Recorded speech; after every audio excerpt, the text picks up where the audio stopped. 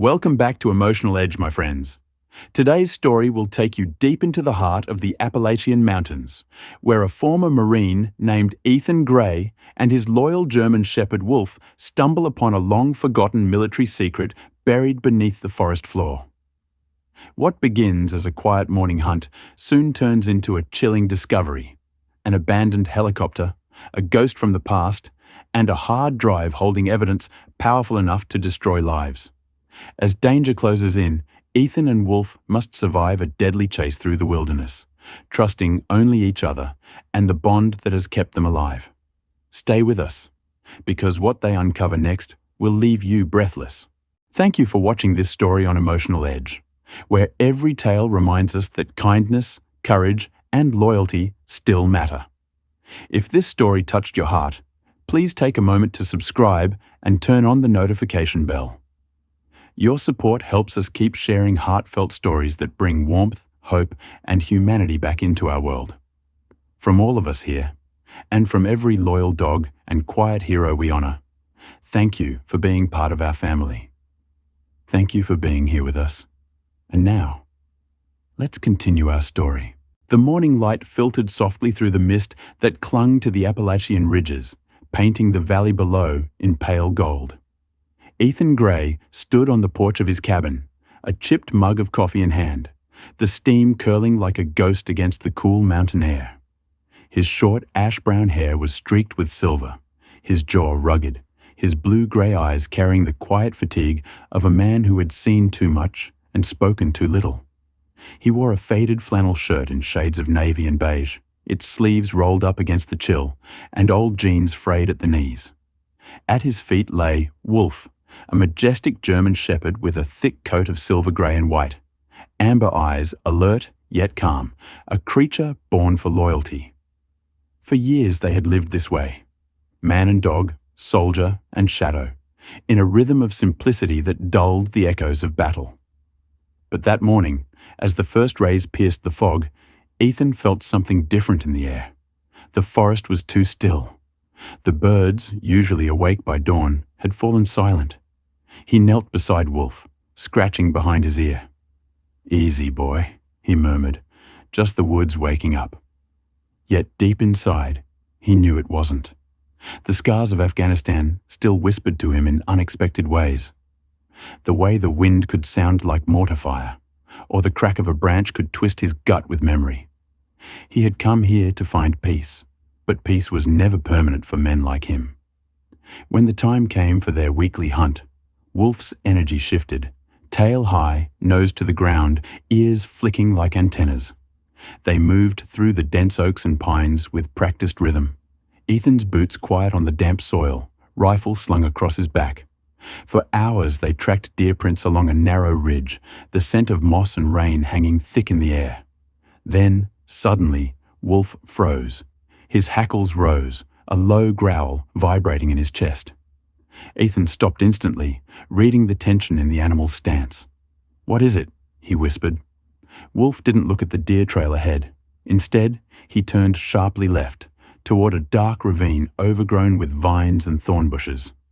Before Ethan could stop him, the dog bolted down the slope, barking once, sharp, urgent. Cursing softly, Ethan followed, sliding down the damp incline, branches clawing at his flannel. When he reached the bottom, the sight before him stole his breath. There, half buried beneath decades of mud and roots, lay the shattered remains of an Apache attack helicopter. Its olive-drab body was twisted and broken, its rotors tangled in trees, the cockpit glass cracked like old ice. Nature had tried to claim it. Vines snaked through the fuselage, moss covered the steel. Yet it still exuded a cold, menacing power. Wolf stood beside it, whining softly, pawing at the metal. Ethan's pulse quickened. He had seen these machines before, not as wrecks, but as predators in the sky. He stepped closer, touching the corroded hull, feeling the chill of forgotten wars. "What the hell are you doing here?" he whispered. The forest held its breath around him, and for the first time in years, Ethan felt the uneasy weight of destiny shifting beneath his boots. Ethan spent the next hour circling the wreck, cautious, alert, The crash was old, decades maybe, but something about it didn't fit. There were no official markings, no serial numbers, no rescue tags. The military always cleaned up its ghosts. This one had been buried on purpose. Wolf paced near the cockpit, sniffing the air, growling low when Ethan tried to pull him back. Finally, the dog began scratching furiously at a patch of metal beneath the vines. Ethan knelt, brushing away dirt until a faint outline appeared. A maintenance hatch, nearly invisible. With effort, he pried it open using his knife.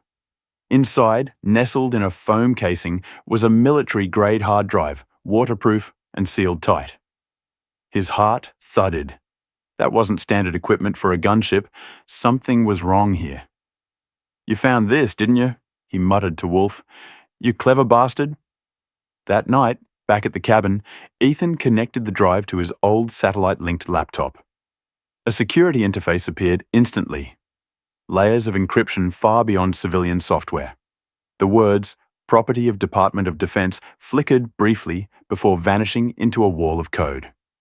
He tried his old decryption program, but it locked him out after 3 attempts. Then, as the system rebooted, a line of data blinked across the screen. A call trace. Ethan's blood ran cold. He knew that signal. The drive had pinged a satellite uplink. Someone, somewhere, now knew exactly where he was. He unplugged it immediately, yanking the cable free. "Damn it," he whispered.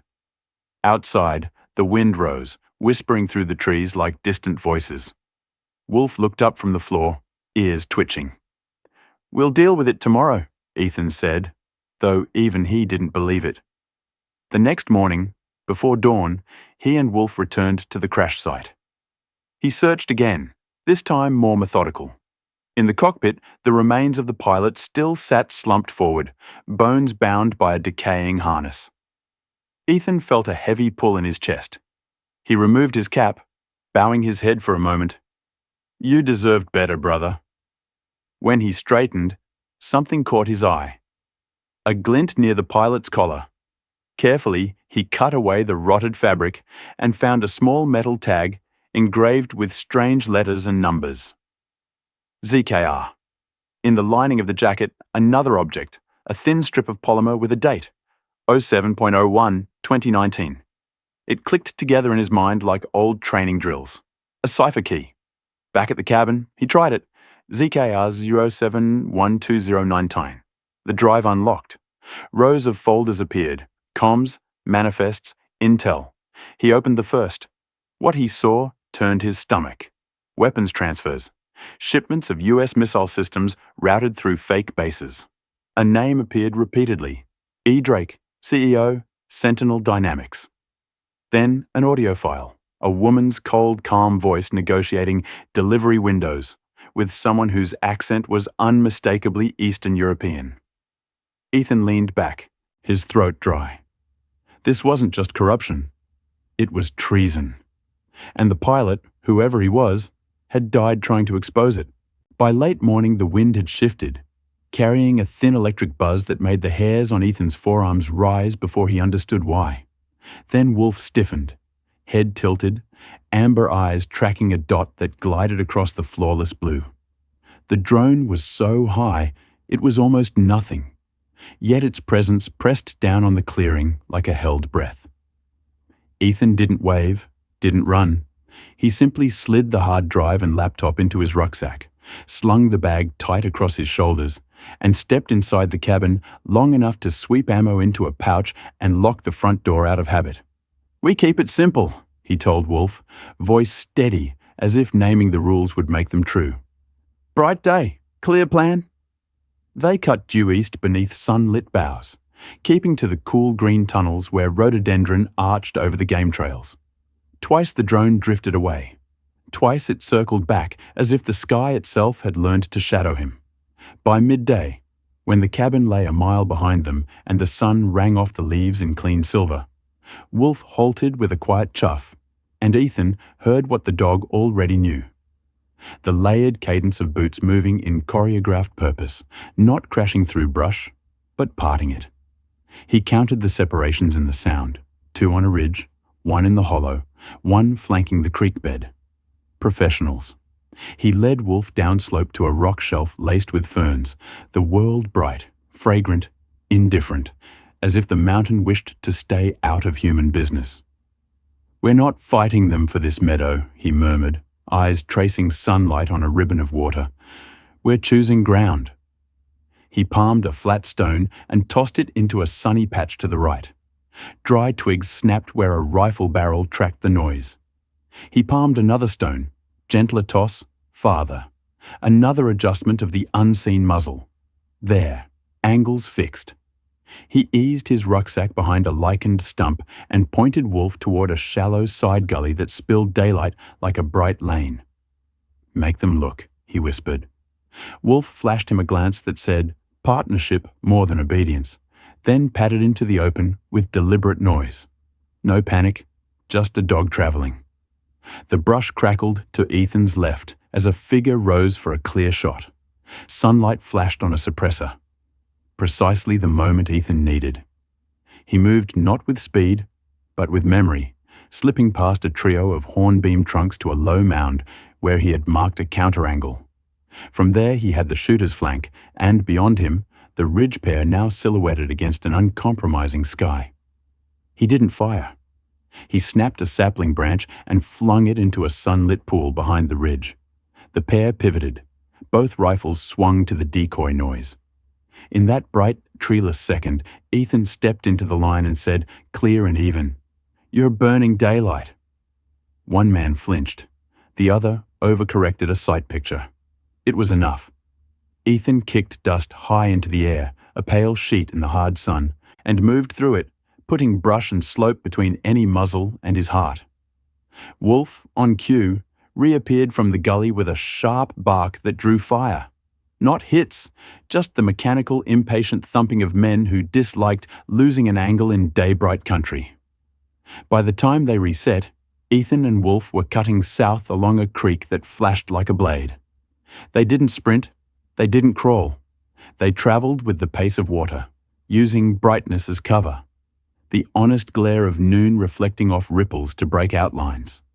A mile on, with heat humming in the ferns and sweat cooling his spine, Ethan dropped to a knee beside a sandbar and opened the rucksack just long enough to check that the drive was still dry and the laptop battery still had one charge in it. "They think the sun is theirs," he said softly, stroking Wolf's ruff as the dog scanned the horizon. "Let them. The mountain's ours." On a flat slate beside the water, he laid out a paper map he'd carried since his first spring on this slope. Inked in his own hand was a symbol he rarely noticed. A narrow blue thread breaking from the main creek and vanishing under a cliff line he had once climbed for the view. He had marked it then as Falls with a question, never answered. "Not a question anymore," he said, rolling the map as a dragonfly stitched the bright air above the shallows. "We go where daylight is loudest." They rose and moved, not away from pursuit, but toward the one place where sunlight thundered and voices drowned. The white roar of falling water Ethan could already imagine, even if he could not yet hear. By early afternoon, the creek had learned to hurry, muscling around boulders polished like old bones. The air sweetened with moss and the clean mineral tang that always rides ahead of water in freefall. Wolf scented it first, nose lifting to the invisible spray. Then the canyon shouldered in tight, and light blew open at the far end, where the world broke into brightness. The waterfall wasn't tall so much as fierce, a wide white curtain that struck a bowl of green like fists of rain. Rainbows came and went across it as clouds idled past, and every rock was glazed with gloss. Sun laid a painter's hand across the entire amphitheater, making even shadow look honest. Ethan stood openly in the glare, letting its blunt heat anchor him in the present, then skirted the pool along a ledge pocked with swallow nests and ferns. "If I were a pilot hiding something that mattered more than my life," he said, "I'd trust noise, and water, and sun." Wolf moved ahead, shouldering aside a drape of dripping maidenhair. Behind it, the ledge jogged right into a seam barely wide enough for a man to pass without turning sideways. The sound shifted the moment they entered. Still bright day, but the roar became a steady roof, and sun knifed in 100 clean beams through chinks where water wove like glass threads. In that lime-scented pocket of stone lay a single black pelican case, beads of spray shining on it like coins. Ethan knelt, hands steady even as his breath faltered. The latches snapped like the satisfying answers to a riddle, and the lid came up on foam cradling 2 stacks of truth. Sealed paper manifests stamped and countersigned, and a rugged memory card labelled, in block letters, neat enough to feel like a promise. Intel Meeting.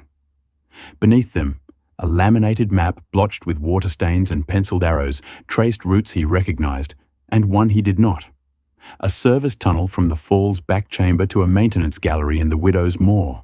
An old coal maze abandoned to time and daylight, leaking through caved-in skylights. Taped to the map was a letter in firm, unshaking script. If you found this, the sky took me down. Do not take this to command. Do not take it to the agency. Take it to Benjamin Carter at the number below. The sat phone is cached at the maintenance bench marked X on the reverse of the map. Daylight guides you. Use shafts and skylights. Avoid main drifts. Capt. Thomas Webber. Ethan read it twice, once as a soldier and once as a man, then folded the note into his breast pocket where it warmed to his skin. You drew us a road made of sun, Captain, he said. We'll walk it. Outside the seam, day blazed unashamed, the Falls pairing sound to light until both felt like armor. He sealed the evidence into his rucksack and left the empty case where it lay. Anything that slowed him belonged to the river now. In the amphitheater proper, Wolf paused, ears forward, then glanced back to deliver a sentence Ethan didn't need words for. They had company, up canyon, faint but inevitable. Men trying to cloak purpose in the ordinary grind of a bright day's march. We don't win by hiding, Ethan said. We win by choosing where the sun does the fighting. He led Wolf behind the curtain one more time, found the back fissure Webber had marked, and slid into a side passage where daylight slanted down in bars through rock chimneys clogged with roots. The map's red arrows favoured shafts, crosscuts, and old chute rooms where roof falls had torn ugly holes straight to the surface. Wounds that now served as clean windows pouring noon down into the earth. He kept to those corridors like a sailor hugging a lit coast. Twice he and Wolf paused in rooms that yawned to the sky, letting the blue above rinse fear from their eyes. When the passage bent at last to a gallery supported by timber bleached silver as driftwood, Wolf whined once and lay a paw on the path ahead. Boot prints, shallow but present, punched the dust in neat intervals, their edges still crisp in the slanting light. They know the mouth, Ethan said, weighing the sun's angle like a tool. They don't know the lungs. He turned down a spillway marked on Webber's map with a cautious note, steep. Daylight from above, and felt the cool draft of air that always runs toward open sky. The mine breathed with the afternoon, and Ethan matched his lungs to it, man, dog, and evidence moving in rhythm with a day too bright for secrets and a plan drawn by a dead pilot who had known exactly how to use the sun. The Widow's Moor did not accept darkness without argument. It was riddled with skylights where old subsidence had yanked the roof away and left ragged mouths drinking sun. Ethan and Wolf slipped through that honeycomb with their backs brushed by golden shafts and the air warm on their shoulders, every step measured against the map's penciled cautions. He worked the plan like a carpenter, measuring twice. Pause in the light wells, listen for men who feared glare because it flattened their night vision advantage, then move along the ribs of the mine where daylight ran like a spine. Wolf became a metronome of safety. Ears canted to follow distant gravel ticks, nose mapping the faint metal scent of oil on weapons. In a loading chamber bright as a cathedral nave where roof fall had opened a wound to the mid-afternoon sky, Ethan found the first listening post. A man sat behind a tumbled ore cart, scope trained down a shadowed adit that no longer existed thanks to daylight carving it into view. The angle was good against fear, but bad against a sun-savvy approach. Ethan cupped Wolf's muzzle, breathed a slow count of 5, then flicked a pebble into the raw beam of light springing from the skylight. The man's eye twitched to the brightness like a moth. No shots, no heroics. Ethan ghosted past with the sun at his back, left the guard blinking at clean radiance, as if insulted by it. They made the maintenance gallery by mid-afternoon, a brick-sided pocket where the day fell in stripes through 3 roof cracks and painted dust in floating gold. The bench was there, rust scabbing its edges, and inside, a tin box lay the sat phone exactly where Weber's X promised, battery separate, number card paper-clipped to the coiled antenna. Ethan pressed the phone to his ear not to call, but to feel its weight, to promise it purpose. "One more corridor," he told Wolf, eyes on the map's hub. The central chamber where all drifts met, and where 2 remaining signatures, if the reflexive pauses and poorly masked cough of radios meant what he thought they meant, were wiring charges to turn daylight to cave in. Day had not softened there. It roared down in 3 great spears from holes ripped by weather and collapse, gilding the cathedral-high space until even shadow had edges. The men worked in that brightness with the careful speed of people offended by sun. They kept their goggled eyes down, as if the sky pouring through the roof would scald their pupils. Ethan took a position behind a derelict hoist and lifted his palm. Wolf slid beside a crosscut that paralleled the chamber, then vanished, the faint click of claws on old planks the only betrayal, and even that smothered by the day's warm breath. Ethan didn't rush the shot. He watched the older man, posture like wire, the leader by how the other one's shoulders took orders without words. Aligned detonator leads in the shadow strip beneath a beam the sun couldn't quite reach. Wolf's bark came. Once, clean and startling, from a side gallery to the leader's left. Both men flinched toward the noise, hands lifting reflexively to shield eyes from an unexpected stripe of light. And Ethan took the only shot he'd planned all afternoon, one suppressed round into the detonator block. It kicked in a short gold spray as the sun kissed shattered plastic, and the leader swore, diving to recover control while the younger man turned toward Wolf's echo. Ethan moved through the bright like a swimmer, crossing from one penumbra to the next, letting each shaft from the roof wash his outline into nothing. The leader recovered quicker than most. He had the posture of someone who wrote other people's last minutes. He swung a rifle through a sunbeam toward the sound, and found Ethan instead, 2 men locked inside a column of afternoon like figures trapped in amber. The shot he sent scraped a timber and sang splinters. The one Ethan returned took the rifle offline and spun the man behind a pillar into breathless cover. The younger mercenary made the fatal choice of following noise instead of plan. He stepped straight into a hard square of light that drew his shadow crisp across the floor toward Ethan's hiding place, and Wolf launched along that perfect dark arrow, every muscle align, teeth closing on the man's weapon wrist and wrenching it open to the day.